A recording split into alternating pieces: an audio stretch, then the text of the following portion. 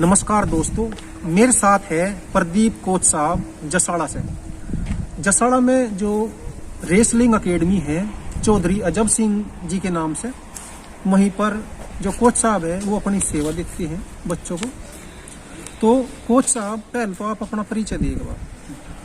मेरा नाम प्रदीप कुमार, गांव मीमला है, यहीं पर है जसाड़ा के पास, नज़दीक ही है। यहाँ पे जो ये सुख सुविधाएं हैं, मैट का खड़ा है और मिट्टी का है, रहने की है सुविधा, कैंटीन है, मैस है, सब कुछ है, कमरे है रहने के लिए।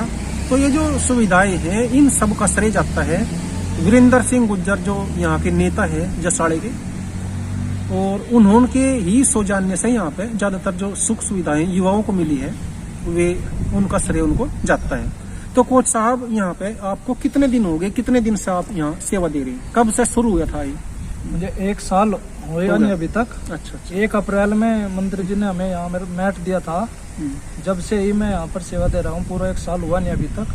अभी तक हमारे पास करीबन 20-25 बच्चे भी हो गए हैं। देखो, ये तो एक शुरुआत है, जब शुरुआत हुई है तो उसका फल भी मिलेगा।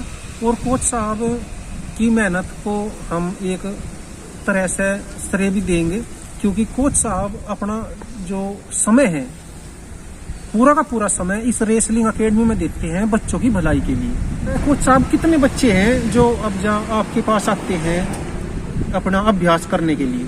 कम से कम 25 के करीब बच्चे हैं। और एक चीज और बताओ, यहाँ पे ऐसे कौन कौन से गांव लगते हैं नजदीक, जो मतलब यहाँ पे अपनी मतलब एक तरह से अपने खेल को बढ़ा सकते हैं आगे?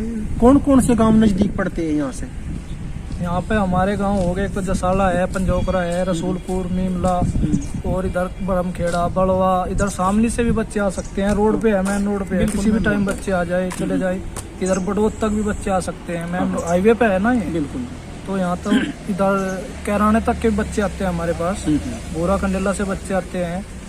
तो दूर दूर से इधर जो गांव है, सुन्ना है, यहाँ से भी बच्चे आते हैं, किवाना है, मकमूलपुर है। हमारे स्टेडियम बहुत बच्चा आता है। चौधरी अजब सिंह रेसलिंग एकेडमी जो है या बिल्कुल मेन रोड पे है, हाईवे पे है, जो दिल्ली सहारनपुर हाईवे है, इस पर है ये। शामली से 12-13 किलोमीटर जैसे ही दिल्ली की तरफ को चलते हैं, बड़ौद की तरफ को, तो ये एकेडमी है और बिल्कुल हाईवे पे है।